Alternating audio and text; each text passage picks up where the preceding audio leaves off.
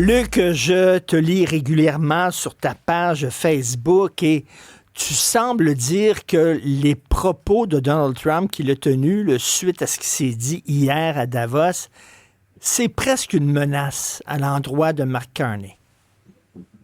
Écoute, j'ai suivi attentivement le discours de M. Trump, qui visiblement avait voyagé très tard. On sait que l'avion présidentiel avait dû rebrousser Ben chemin, donc oui. on le sentait un petit peu fatigué, le président.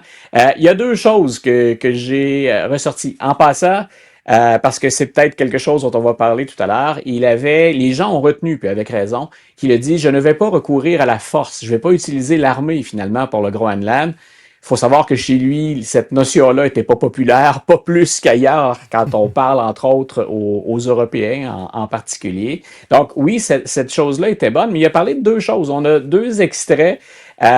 Effectivement, parlons de ce qu'il a dit à Mark Carney. À la face du monde, il n'a mentionné que deux individus aujourd'hui. Il a mentionné Emmanuel Macron, qui a haussé le ton hier, et sans que Mark Carney, pourtant, l'ait mentionné, lui. Voici ce qu'il a dit en appuyant directement sur le bouton canadien ou en s'adressant directement à Mark Carney. On écoute ça. I watched your prime minister yesterday. He wasn't so grateful. But they should be grateful to us. Canada lives because of the United States. Remember that, Mark, the next time you make your statements. Oh, OK. Traduis ça Donc, pour ceux qui ne comprennent rappelle-toi pas de ça, l'anglais. Mark, hein, quand tu iras de ta prochaine déclaration. Si le Canada vit ou s'il existe, c'est grâce aux États-Unis. C'est une déclaration qui est très, très, très courte, mais c'est ce à quoi référait Mark Carney hier quand il parlait d'un nouvel ordre mondial. Moi, je t'avais dit, c'est au diable la diplomatie. On y va franchement, on essaie de jouer la force, on se comporte en intimidateur, hein, on joue la carte de l'intimidation. Donc, M. Carney, hier, en passant, il est allé plus en finesse. On était revenus tous les deux sur des extraits ou des allusions à un discours ou à un texte, pardon, de Václav Havel. Il n'a jamais mentionné les États-Unis ou Donald Trump hier dans sa déclaration. Puis c'était grosso modo, les puissances intermédiaires, moyennes comme le Canada, jouons ensemble. Regardons ce qu'on peut faire. Sinon, les grandes puissances, hein, on l'avait dit hier, c'est si on n'est pas à la table, on va être au menu. M. Trump l'a pris très personnel. Il n'y a personne qui est dupe. La Maison-Blanche avait réagi aussi après cette annonce d'une entente entre le Canada et la Chine. Donc, il a pris la peine de relever, signe qu'on l'avait bien informé ou qu'il était à l'écoute. Donc, il a mentionné Macron et il a mentionné M. Carney. Donc, l'idée, c'est ce que Trump fait depuis le début. Je veux, je prends, ou encore, je vais te pousser pour être capable de tirer le maximum de concessions de toi jusqu'à ce qu'on ait atteint le bout de la route. En tant que tu recules, moi, j'avance. L'autre déclaration, et ça va pour le Canada, mais on élargissait à l'ensemble de la planète, il parlait des États-Unis, lui, comme du miracle américain. Alors, je laisse M. Trump s'exprimer, puis on y revient ensuite.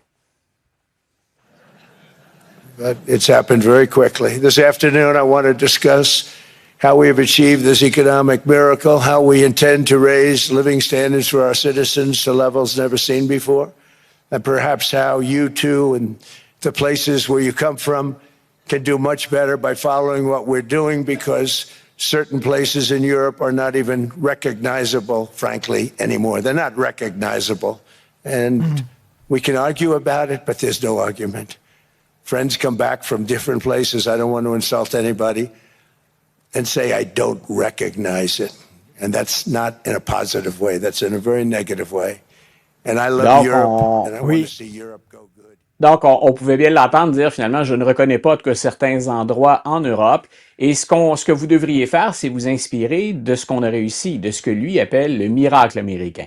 Ce miracle, il est controversé. Si on est immensément riche aux États-Unis, si on fait partie d'une certaine classe, on est content que M. Trump soit là, puis c'est payant d'avoir élu Donald Trump.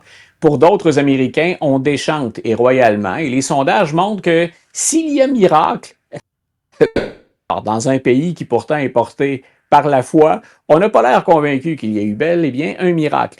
Moi, ce que je voyais dans ce qu'il disait finalement, c'est la confirmation de la fameuse rupture à laquelle référait le premier ministre canadien hier, Mark Carney. Donc, il a dit c'est un nouvel ordre mondial. Il y a rupture. Et ce que répète Donald Trump, c'est finalement, hein, nous sommes les plus forts. puis venez nous voir, venez nous rejoindre. Mais il ne parle plus d'alliance, il ne parle pas de tendre la main. On peut se dire, est-ce que c'est une stratégie pour intimider les adversaires ou pour les brasser un peu? Moi, je pense que Mark Carney avait raison hier quand il a parlé d'un nouvel ordre mondial. Est-ce que c'est un nouvel ordre installé pour plusieurs années? Moi, je pense qu'on ne reviendra plus à la situation qui prévalait depuis la Deuxième Guerre mondiale, même si un futur président ou une future présidente des États-Unis pourrait rebrousser chemin. On a trop changé de choses pour revenir à l'ordre qui était en place, et l'ordre qui avait d'ailleurs commencé à être modifié avant que Donald Trump ne s'en mêle. Maintenant, la nouvelle à laquelle je référais tout à l'heure, c'est qu'il a dit « Les États-Unis n'ont jamais rien demandé ». Pas tout à fait vrai pour l'OTAN et pas tout à fait vrai pour les alliances non plus. C'est pas la première fois que M. Trump déformerait l'histoire ou qu'il l'ignorait. Mais il a dit, tout ce que je demande, tout ce qu'on vous demande, nous, les États-Unis, c'est le Groenland. Et s'il avait exclu le recours à la force, c'était très clair qu'il voulait avoir le Groenland, que le Groenland devienne un territoire américain. Maintenant, ce qu'on a appris en toute fin de journée, peu de temps avant qu'on commence à se parler tous les deux, c'est qu'il y aurait maintenant un schéma d'entente. C'est vague à souhait. Donc, il dit, écoutez, j'ai discuté avec l'OTAN, puis on serait prêt maintenant à s'entendre. Donc, on sort les bras, on sort les gros canons, figure de style, on le sait maintenant, pas dans la pratique. Mais c'est quoi cette entente-là? Parce que j'écoutais d'autres analystes, alors je faisais le tour, puis j'essayais d'aller voir ce que disaient des conservateurs, ou ce que disaient des pro-Trump, ce que disaient des médias plus progressistes ou généralement favorables aux démocrates, puis ce qu'on pense, c'est que ça a été beaucoup de bruit pour rien. Et là, je te dis ça, ça a le temps de changer encore, mais à très courte vue, sans beaucoup de perspectives, ça semble être beaucoup de bruit pour rien, parce que ce qu'il y aurait dans cette entente-là, c'est des choses qu'on prévoyait déjà faire avec les États-Unis quand on réfère à la position stratégique du Groenland, par exemple. Et ça, c'était le gros argument, le fameux argument de la sécurité nationale que Trump met mur à mur partout, qu'il s'agisse de tarifs ou qu'il s'agisse d'autres territoires qu'il souhaiterait avoir sous la coupe des Américains. Donc, attendons encore un peu. Mais entre le discours et la fin de la journée, déjà, on sentait qu'il y avait eu progression, que ça avait bougé. Ben oui, ben il a même dit qu'il y aurait plus finalement de frais de douane supplémentaires, mais en tout cas, il dit son contraire. Là. Mais en terminant, et on va en parler c'est la bonne nouvelle pour les tarifs. Les marchés financiers réagissent positivement. C'est ce que j'avais tout à l'heure sur mon écran. C'est que là, on craignait une guerre tarifaire, puis là, oups, on a vu les marchés reprendre à la hausse parce que, il n'y en a plus de tarifs. Non, mais il a reculé. Pourquoi? Parce qu'on s'est tenu debout, parce que l'Europe et le Canada se sont tenus debout. Puis là, il a dit, regardons ça, ils sont pas en train de s'écraser, fait que je vais reculer. La seule chose qu'il comprend, c'est la force. Ah, ça, je te l'ai déjà dit, Donald Trump, en affaires comme en politique, c'est le bully de la cour d'école.